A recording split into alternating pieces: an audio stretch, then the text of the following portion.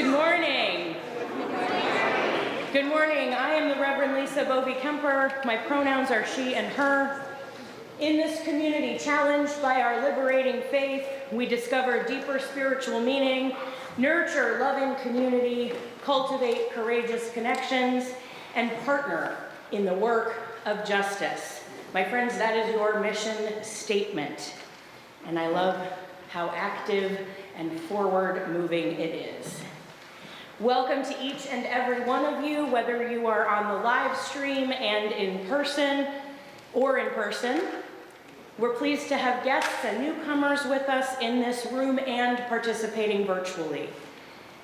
I encourage you, if you'd like to know more about this community, to reach out to our Director of Member Relations. Her email and her photo are on the screen. We have large print orders of service, personal hearing assistance devices, and an elevator available. There's also a hearing loop in our alternate worship space, the Bernstein Room.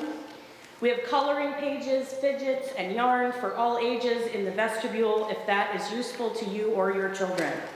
Today is the first 15 minutes Sunday in which our children and youth and their teachers will be here in the sanctuary for the first 15-ish minutes of the service, and then they will go to their classes. There is no children's choir rehearsal after the service because the choir is performing today, so that's delightful.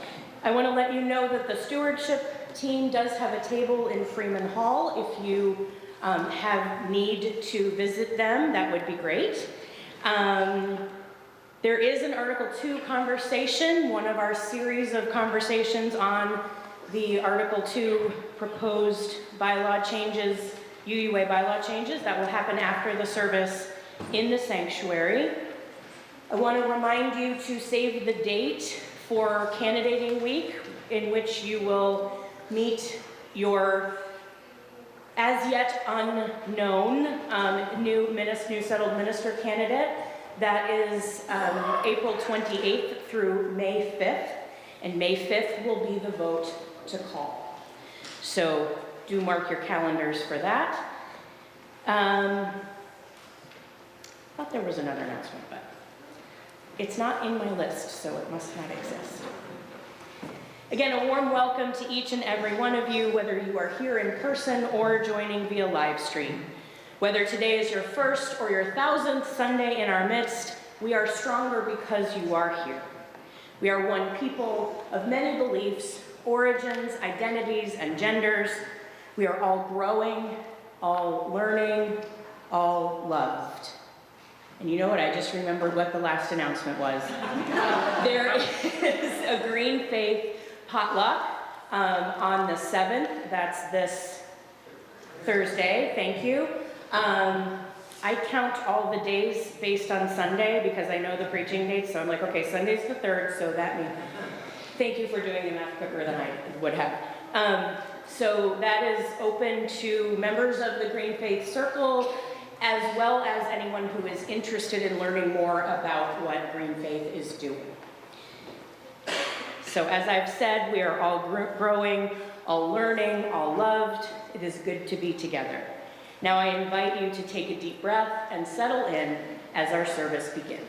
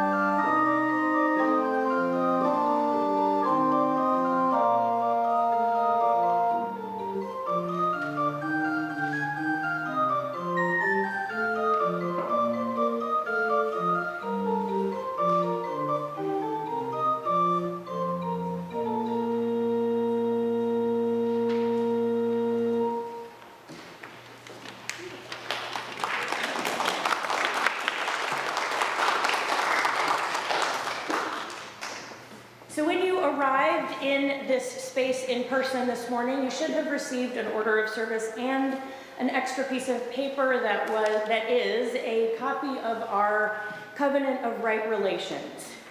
And for those of you who are new among us, who have not been Unitarian Universalists forever and ever, or even for a week or a month or a year,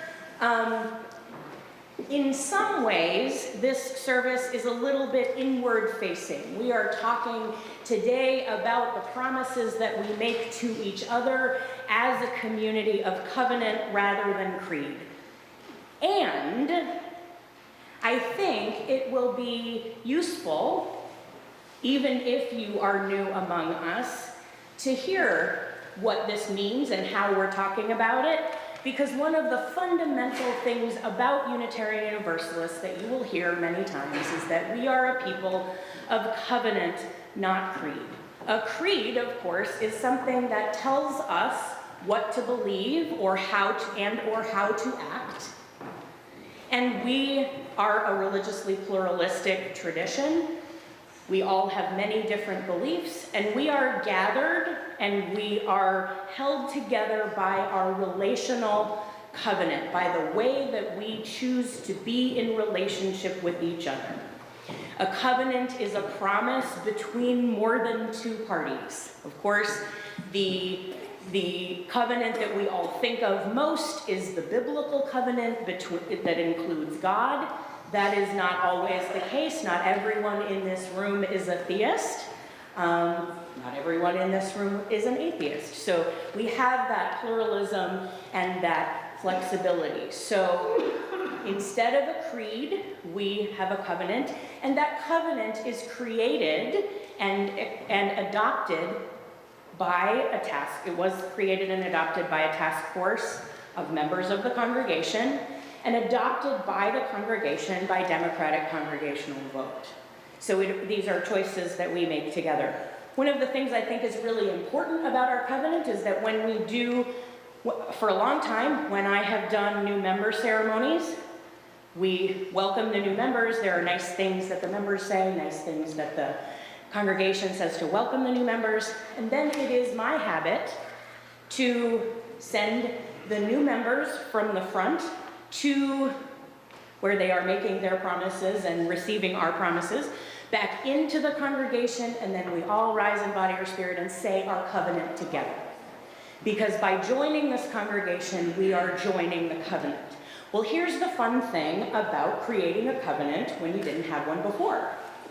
There are a lot of you who are members of this congregation who have not officially signed on to this covenant. You have not officially agreed to participate in this covenant. So at the end of this month, we will be having a re-covenanting service. We're going to have a celebration and a little bit of a ritual so that all of you who have become members since June of 2021, prior to June of 2021 when the covenant was adopted, can choose to be part of that covenant as members. Does that make sense? So we have a new right relationship team. I have one of the four members here, Andos Helms, Susan Cox, Peter Huxtable, and Naomi Irvine. I thank all of them for saying yes, and you will hear more from them as we learn how to do this covenant. So thank you all for listening to my sort of pedantic explanation. The exits are here and here. There are no flotation devices underneath your seat, but I trust that you will find your way out if you need to. I don't think we will have to have a water landing. The rain looks like it has lifted. If you would rise in body or spirit and join in singing our opening song, number 347, Gather the Spirit.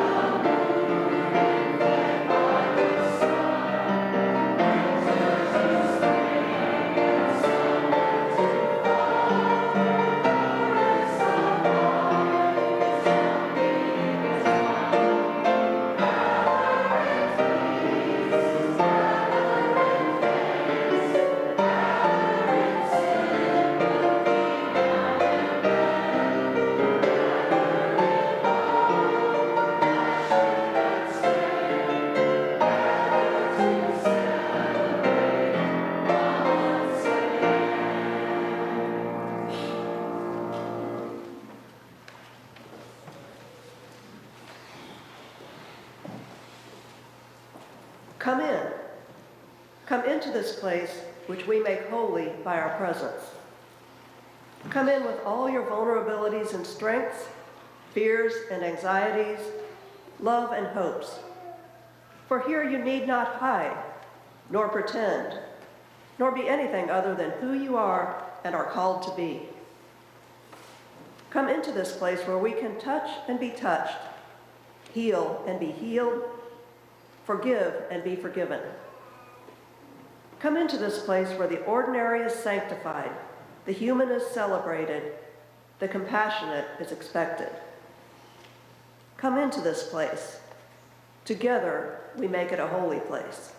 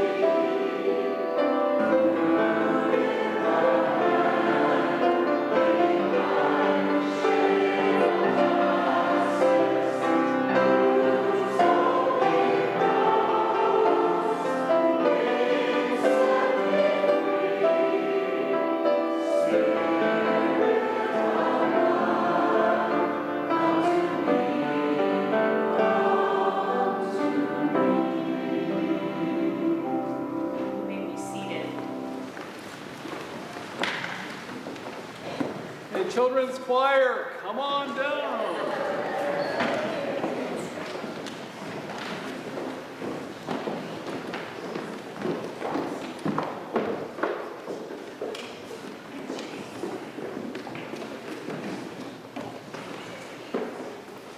Hey kids, what are we singing about today? Friendship.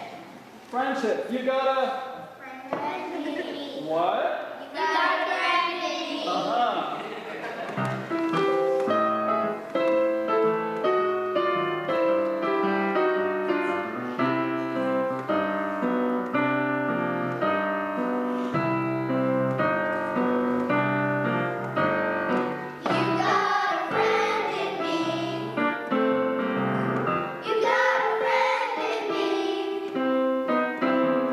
When the road looks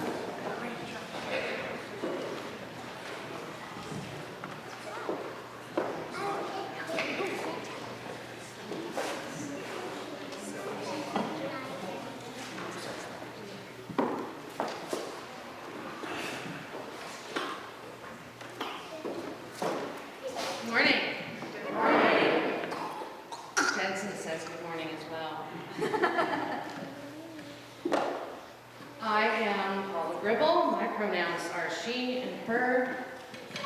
You may notice that I brought a friend with me today. And if you haven't met them, this is Jensen Jetpig. Their pronouns are they, them. Jensen agreed to join me today so I wouldn't be on my own.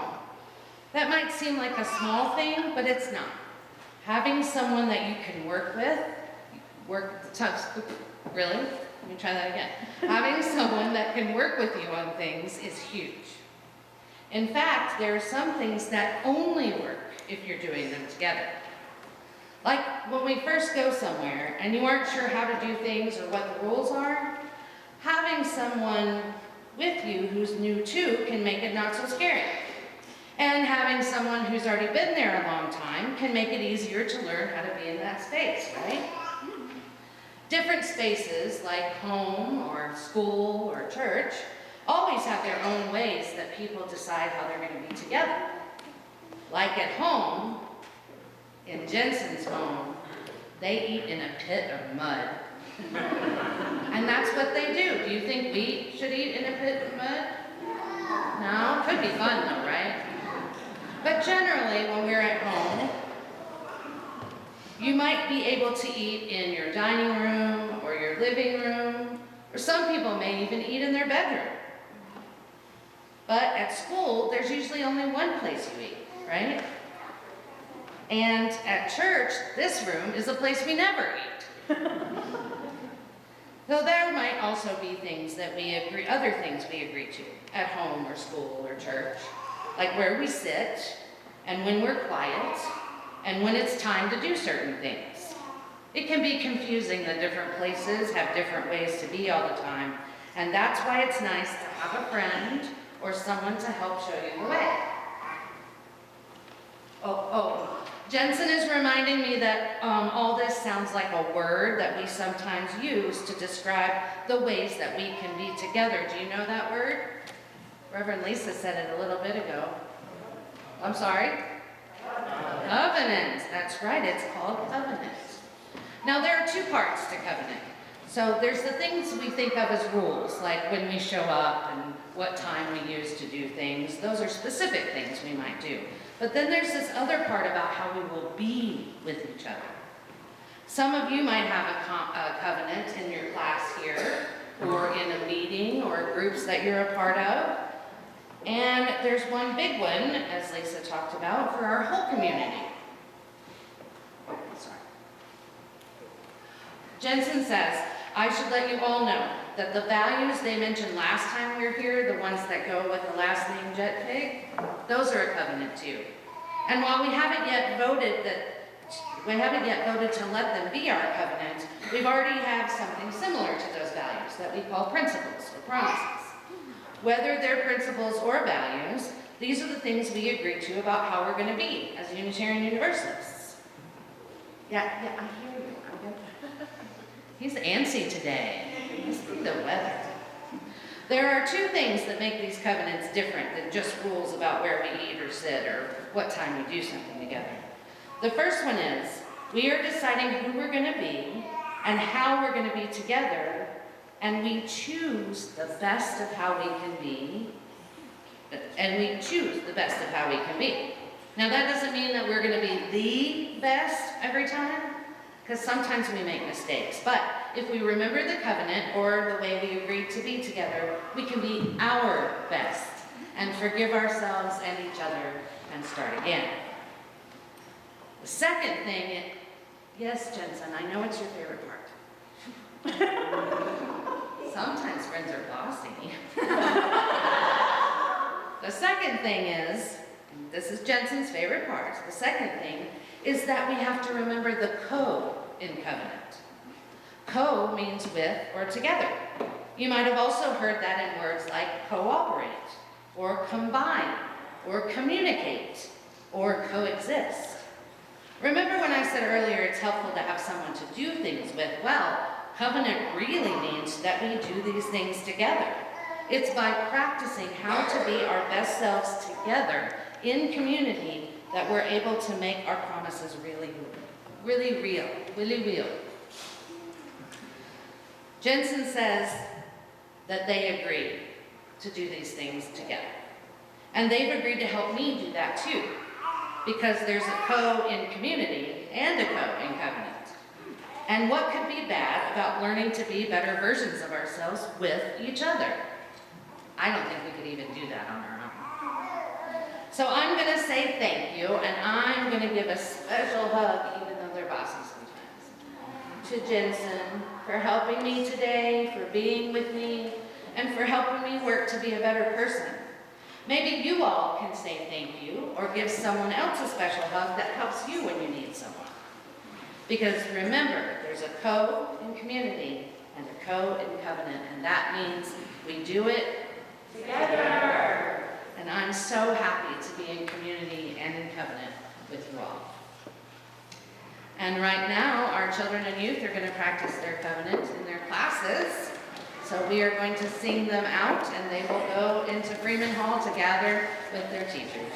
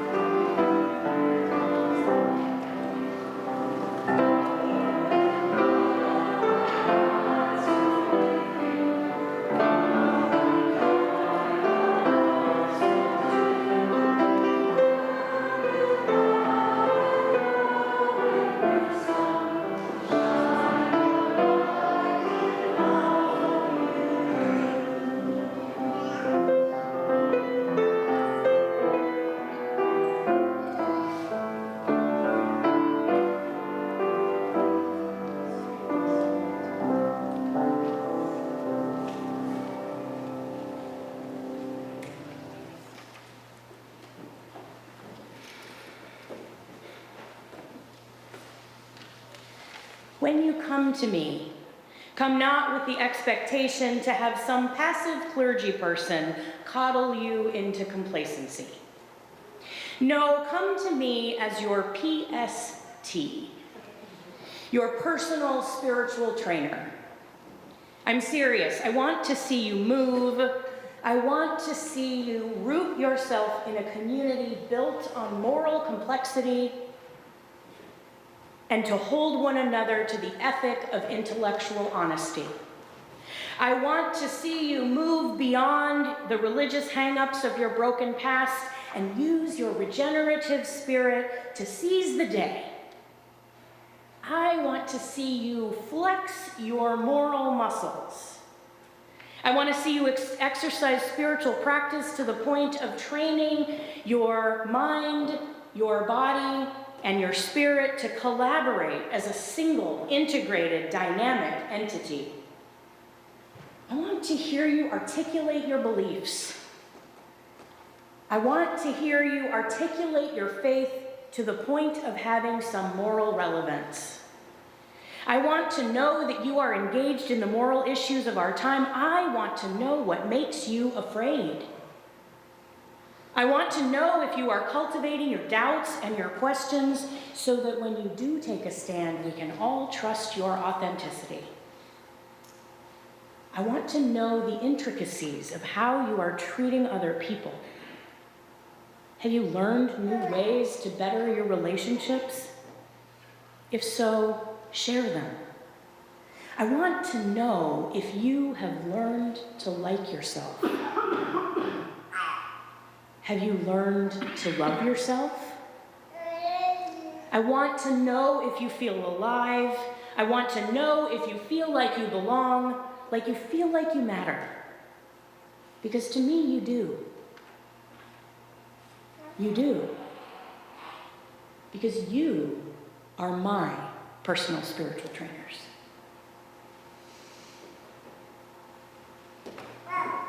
I invite you to rise in body or spirit and sing number 346. Come sing a song with me. The words are also on your screen.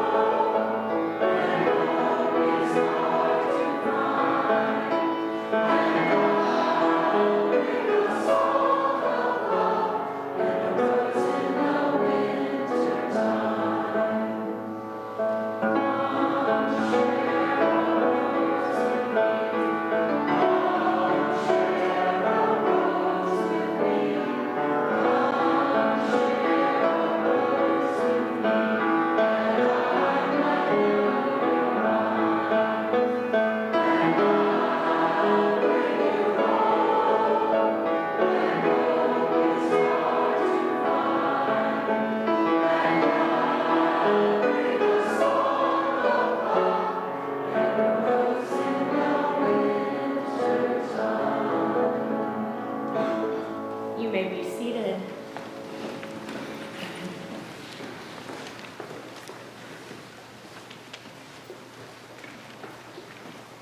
According to Reverend Lisa Ward, a covenant is not a definition of a relationship. It is the framework for our relating. This community's covenant begins with the words, "We strive to treat everyone with dignity and respect, to care about and to be connected to one another, and to listen in an open-minded manner. We make the following promises to further our path in being the loving, liberating religious community that our vision calls us to be." It goes on to name some of the ways that we are promising. Reverend Lisa Ward continues, "The courage within the covenant is in the acceptance and celebration of life with all of its challenges, pain, ironies, and joys. And the sacrifice within the covenant is in the letting go of dogma, of assumptions, of control, and giving over to a greater wisdom which comes to us in bits and pieces." She says, "The task of the covenant is to take responsibility for the freedom we espouse. We know that we are interconnected and that what we do creates ripples of love, of hope or despair, of affirmation or negation. What we do with and for one another is powerful and beyond our imagining. As a community bound together not by a creed, but by our relational promises, when we do break each other's trust, we must work together to come back into covenant, to repair the cracks we cause. I have preached here about the history of covenant, the Dedham congregation and the Cambridge platform. I have preached about the what of covenant.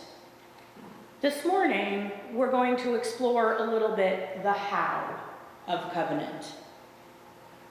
In any relationship, we know, simply because we are human, that we will break each other's trust in small and large ways.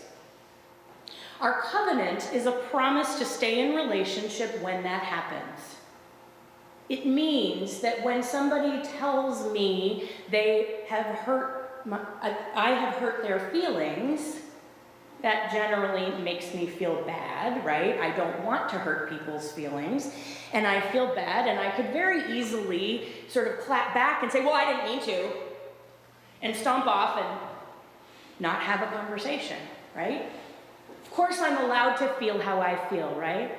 But if I am in covenant with someone, like my spouse, perhaps my children, or all of you, that covenant means that when you say, you have hurt me, and I feel ashamed or upset or embarrassed that I have done something that is outside of the person that I hope to present to the world, that instead of shutting down the conversation and saying, well, I hurt you, but I'm not going to be vulnerable because I might get hurt too, that I'm going to stay in the room. I'm going to listen to you. I'm going to feel my feelings and process them in an appropriate way, in an appropriate place, so that I can stay in the room. This call into deeper relationship is the essence of our work as a congregation. But we rarely talk about how to accomplish that goal. You may recall when I talked about conflict and a few months ago, I said if you want, there's a joke among ministers, if you want to split a congregation, change the hymnals. Or change the paint color in the foyer, right? And we talked about those things. It's not about the hymnals. It's not about the paint color. It's about our feelings about who painted the foyer the last time and where they are and whether they're gone and whether we agreed with them and all of those things, right? It's never, almost never about the presenting issue, right? The work of staying in covenant is accomplished in the day-to-day by practicing what many people call right relationship.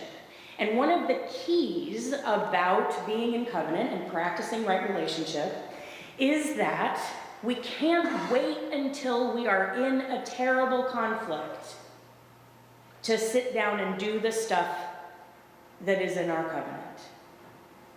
We have to practice it when we are not in an acute or level 4 or level 5, if you want to get technical, kind of conflict. We have to practice staying in relationship when we do little things, when there are little cracks in the relationship.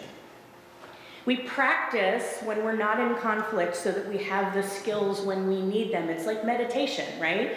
We practice meditation and deep breathing and yoga and things like that so that our bodies, our muscles, and our brains know how to calm down in a particular way when we're not jacked up and stressed out, so that when we feel jacked up and stressed out, we can recall that muscle memory, whatever it is that helps us to get grounded. Methodist pastors Mary Sellen and Daniel Smith define right relationship this way in their book titled, not shockingly, Practice Right Relationship.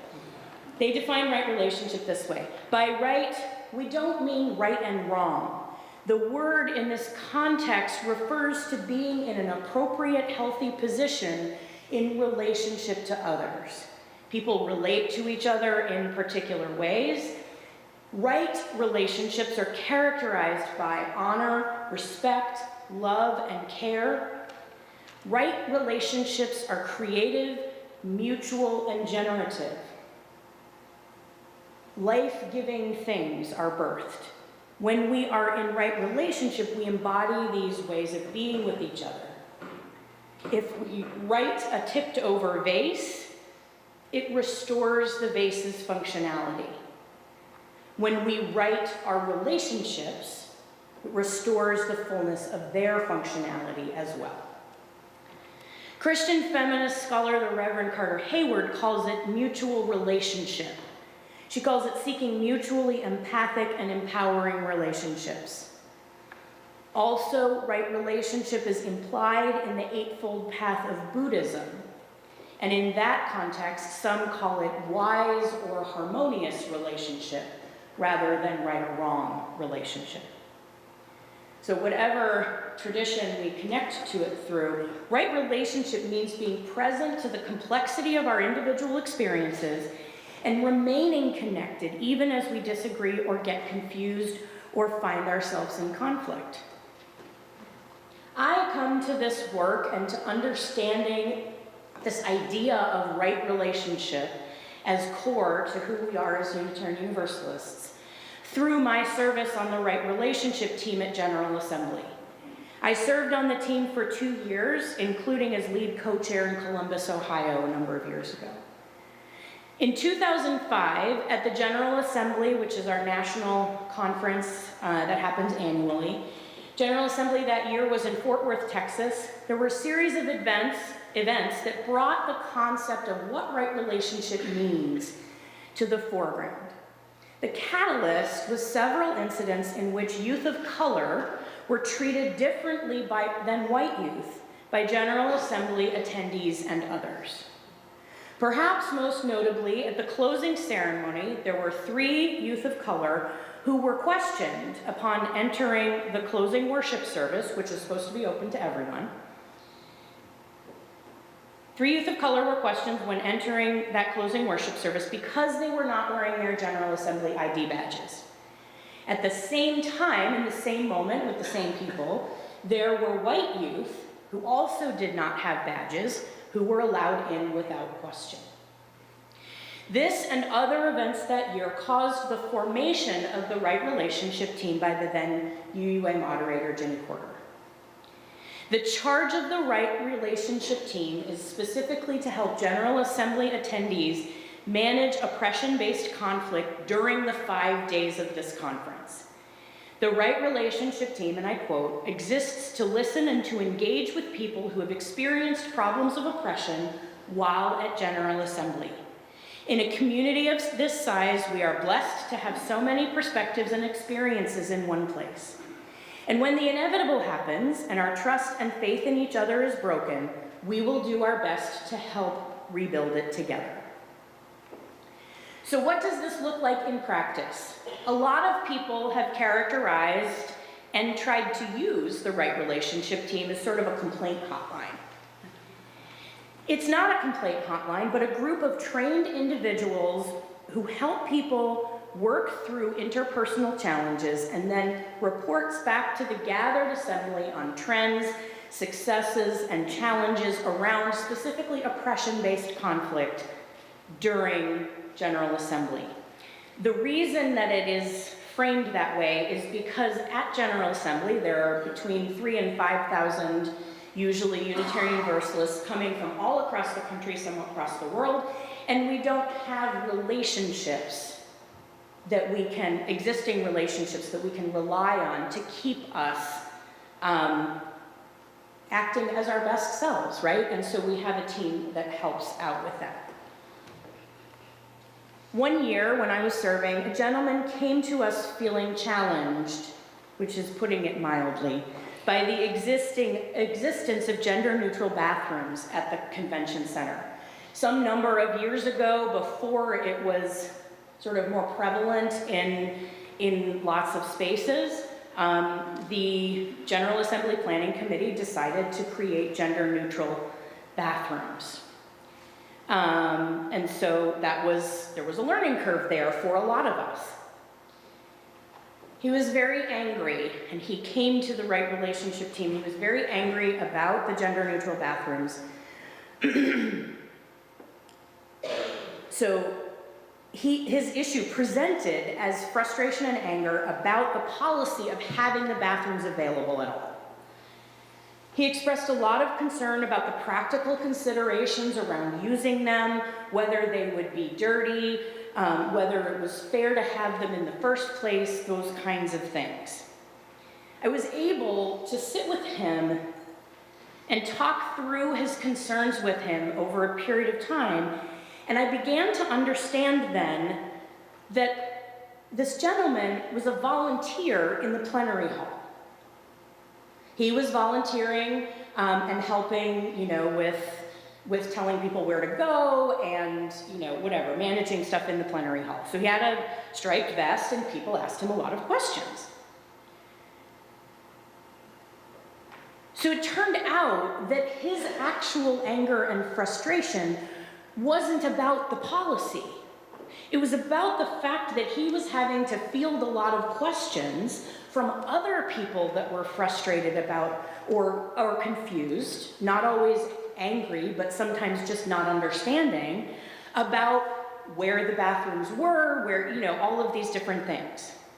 So he was put in a position where he had to field questions about something that he didn't understand. He perceived it as an issue of convenience around location and things like that. He didn't understand the purpose, and so he was getting the anger and the frustration from everybody else and didn't have the backstory or the understanding to be able to respond in a way that felt like it had integrity for him, that wasn't defensive, whatever. It turned out, once he understood what was happening and why, and sort of what the alternatives were, that there actually were same gender bathrooms, they just happened to be not the ones closest to the plenary hall because of accessibility, right? So once he learned that, he was able to realize that he didn't actually have a problem one way or the other about whether there were gender-neutral bathrooms. He had just been put in a position where he was feeling like he was left on his back foot. He was left off balance because he didn't know how to convey what he needed to convey, and he was getting the angst of other people. So sitting down and listening and understanding the larger context for his frustration, and not being willing to stop at accepting the first explanation for why somebody is upset about something, including ourselves, right? There have been moments when I have felt myself being really either anxious or frustrated or angry about something, and I think I know what it is that's making me mad. And then I sit down and think about it for a minute, and I was like, oh, no, it's not that, it's this thing under here. So if I'm trying to, if I think this is making me upset, and I'm trying to fix this, but it's really this that's making me upset, I can fix this all I want. And that, it's like when you have a leak in your house, right? Your cabinet is, your closet is moldy. You can clean up all the mold you want to clean up, but if you don't fix the roof leak, the mold's just going to keep coming back. So, right relationship work in the congregational context looks a bit different. Because it is an ongoing process over time, because we have relationships over time with each other, we can stay in the room for more than a day or 2 or 5 days, right? We have deeper relationships, we have a more specific covenant. So the practice of right relationship over time is less specifically about oppression-based conflict and more about the way we listen and engage with each other in the day-to-day. It can include oppression-based conflict, but it can also include just simple disagreements or simple, offhand comments. Or conversations that are difficult. Even in this community, there are many ways we are not like each other. When we choose to practice right relationship, we need to be open, authentic, caring, and curious in our relationships. We make a choice to break patterns of interaction that don't contribute to the overall health and well-being of the community, right? One of the ways to be in right relationship is, instead of having not face-to-face conversations on social media, if we have things we want to discuss, we can bring them into real-time conversation. And that can be less conflictual and more connective and overall healthier. Right relationships, and this is a quote from Seddon and Smith, right relationships help people feel honored and challenged, supported, and held accountable. Their very best is called out from them both as individuals and as a group in the relational container of love and care. Because right relationship isn't primarily about managing conflict. It is a way to act in the day-to-day that builds stronger relationships and helps us to understand and stay present with each other, that spiritual personal trainer thing that we are doing for each other. It's a set of tools, and when we find ourselves in conflict or crisis, if we're practicing in the day-to-day, we know how to use them when we're in conflict or crisis. Seddon and Smith tell us that the practice of right relationship requires 3 primary skills: self-awareness, self-management, and social awareness. The foundation of the first skill, self-awareness, is to know where you are, what you feel, and what you value. At the beginning of most of our classes, meetings, and small groups, it is our practice as a Unitarian Universalist congregation to light a chalice and do a brief group check-in. This is not random, it is not extraneous. The practice of these 2 rituals at the beginning of our meetings calls us to a place of self-awareness. Why are we here? To further the mission of this congregation. So we begin by lighting the chalice flame, that symbol that is so central to our community. It calls us into community as a congregation, whether we're in a large or a small group. How are we able to be present in this moment? We check in to locate ourselves in the moment, to share what is on our hearts briefly, to acknowledge and put aside the things that keep us from full participation and connection in a group setting. We give each other mutual support, and we take a moment to bring ourselves present to the time and the place, noting where we are, what we feel, and what are our values. And knowing our values means paying attention to what is important to us, both as individuals and as a community. The second skill is self-management. Managing our perspectives, feelings, and actions, according to Selin and Smith, takes work. Work that we may not feel eager about or up to doing every time. What pushes us to take a deep breath rather than spitting out an angry word is the commitment to something bigger, something that we want more than the immediate gratification of unleashing our emotions. What lures us to step from the safety of the sidelines and express honestly what we think and feel is the commitment to something bigger than our fear of rejection. The third skill is social awareness. This is the intentional work of getting to know each individual, not listening to our assumptions about them, not allowing them to remain a creation of our imagination. It is actively listening to what the other person is saying and checking our assumptions instead of enacting them inside your head. It is listening to hear rather than listening to speak. Discovery circles practice this skill regularly and are one of the foundations of our ministry. According to Smith and Selin, categorizing is a natural human response that allows us instantly to decide how to relate and respond to a new person.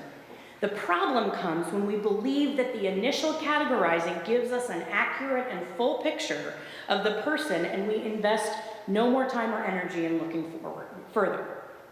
It's like those reading tests where you're given only the first and last letter of the words in a sentence, but you can still understand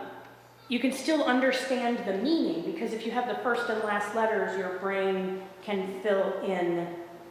Many of our brains. I don't know if everybody's brain can do that, but it is apparently a common thing that many brains can do that, can fill in the middle of a word and understand that way. In this case, we want to avoid letting our brain fill in the missing letters. We want to use our natural curiosity to build deeper relationship based on the true experience of the other. So living in covenant, we are called to stay in the room when we get frustrated with one another. We are invited into deeper relationship when we break trust. And each time we come into conflict and are able to move through it, to continually adjust and readjust our expectations and our relationships. Because relationships are not static. They are constantly changing and evolving as we as individual human beings constantly change and evolve. Our ability, your ability to be a diverse and anti-oppressive community lies in the way that you mediate conflict and difference on a micro level. When I practice right relationship with you, people I know and love and trust, I am more able to use those same techniques in relationships with people that I don't know, who are different from me. So if we are clear about our own motivations and dreams, our own needs in the context of our relational and covenantal work, then we can more easily let go of our need to be correct, which lets us live with integrity in the midst of a complex world. Life-giving relationships happen neither automatically nor magically, say Selin and Smith. They are created by people who make the choice to be open, authentic, caring, and curious with each other. So let us continue to build a new way together. May you be curious. May you be open to how you and we can be changed by one another. Let us work together toward mutual, life-giving, wise, and harmonious relationship.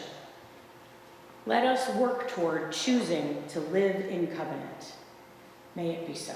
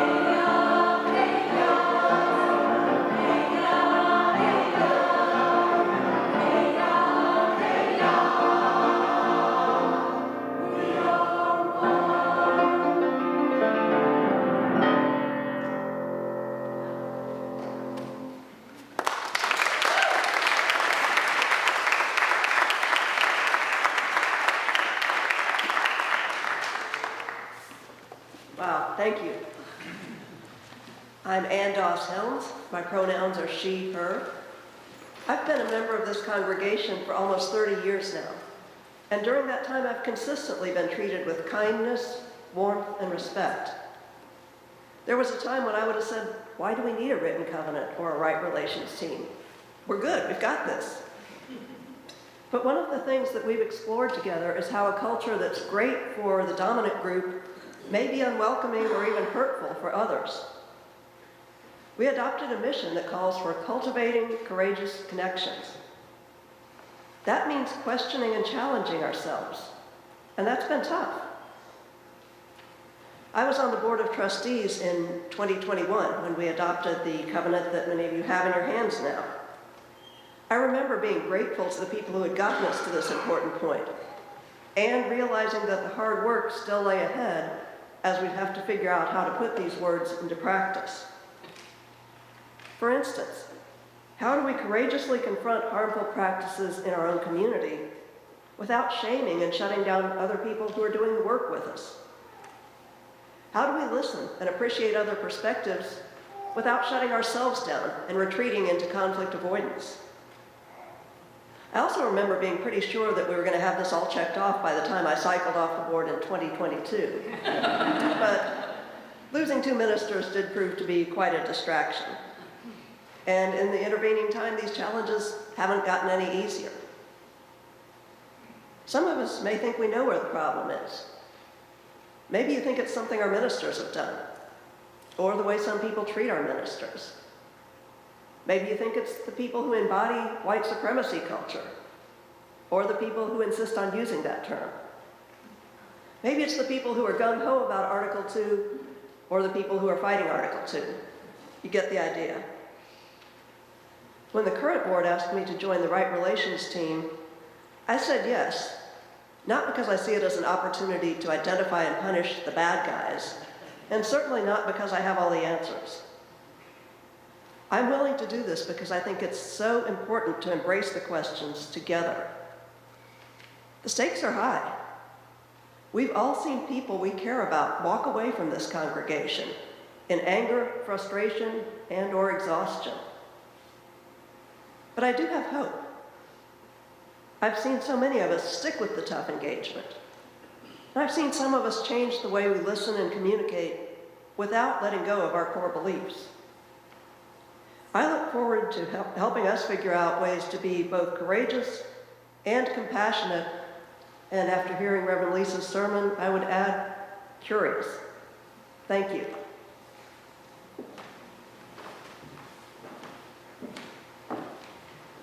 Thank you, Anne. Thank you to the choir and John. Now is the time in our service where we collect an offering for the work of this community. We are grateful to members, also to members who pledge their generous financial support and make regular contributions to sustain the work of this community. While the offering is collected, you are invited to come forward and light a candle honoring a milestone, a concern, or a celebration. And as always, I invite you to tip your unlit candle into the candle flame rather than vice versa to minimize the risk of harm. Melty and hot, flamey things. The offering will now be received.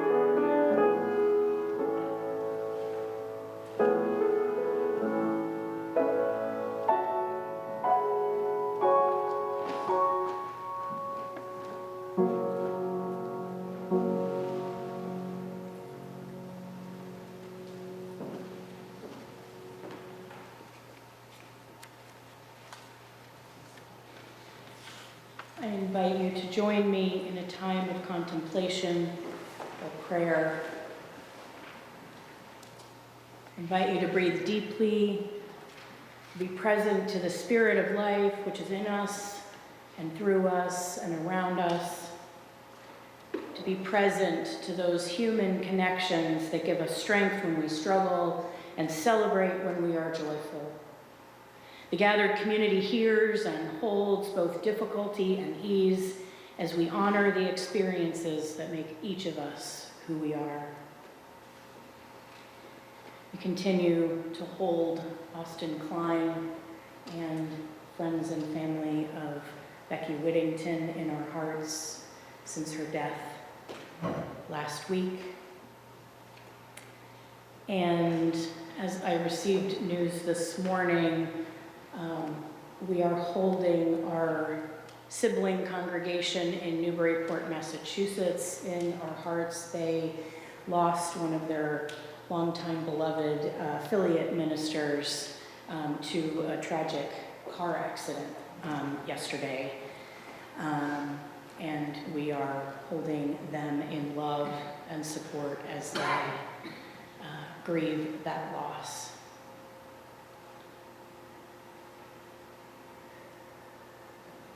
Our meditation this morning, we speak to the Spirit of life, the eternal. We speak to the mysterious thread that connects us one to the other. We speak to the deep wisdom at the center of our beings. We embody the yearning of all people to touch each other more deeply, to hear each other more keenly, to see each other's joys and sorrows as our own, and to know that we are not alone unless we create solitude for ourselves, and even then, community awaits us. Out of our yearning, we have come to this religious community. May we help each other to proclaim the possibilities we see, to create the community we desire, to worship what is worthy in our lives, to teach the truth as we know it, to serve with justice in all the ways we can, to the end that our yearning is assuaged and our lives fulfilled in one another. Let us go now into the silence of the faith that is unique to each of us and still the same. Let us be silent together for a moment.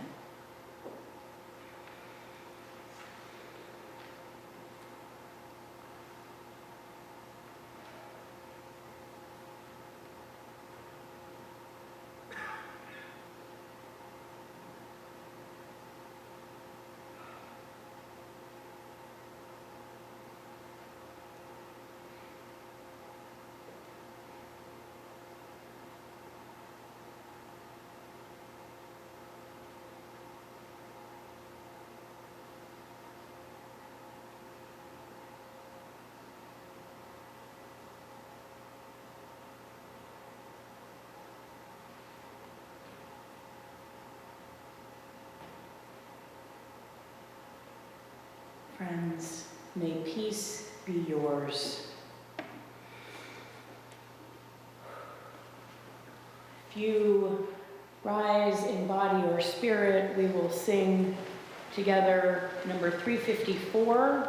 We are singing verses 1, 2, and 4. Words are on the screen or in your hymnal.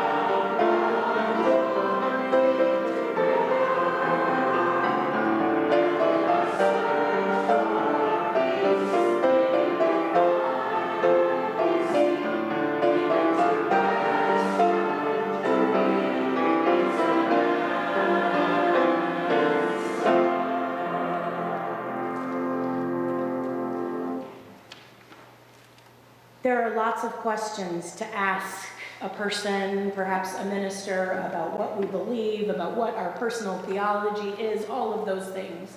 But when I tell you, if you ask me the question, what do I most deeply and completely believe in? It is nothing more or less than the power of community. Please join me in saying the words for extinguishing our chalice, and go in peace. We extinguish